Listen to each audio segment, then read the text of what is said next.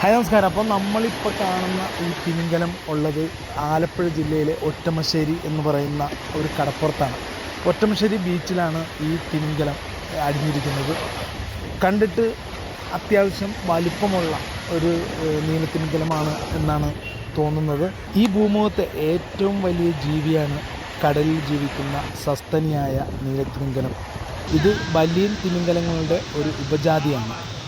ലോകത്ത് ഇന്നുവരെ കണ്ടിട്ടുള്ളതിൽ ഏറ്റവും വലിയ ജീവിയായി കരുതപ്പെടുന്ന നീലത്തിമിംഗലങ്ങൾക്ക് 35 മീറ്റർ നീളവും 181 മെട്രിക് ടണ്ണിലധികം ഭാരവും ഉണ്ടാകുമെന്നാണ് പറയപ്പെടുന്നത്. നീണ്ട ശരീരപ്രകൃതിയുള്ള നീലത്തിമിംഗലങ്ങളുടെ ശരീരം നീല കലർന്ന ചാരനിറത്തോടെയാണ് ഉണ്ടാവുക. ശരീരത്തിന് അടിഭാഗത്തേക്ക് നിറം കുറവായിരിക്കും. നീലത്തിമിംഗലമാണ് ഭൂമിയിൽ ഇന്ന് ജീവിച്ചിരിക്കുന്നതിൽ ഏറ്റവും വലിയ ജീവി.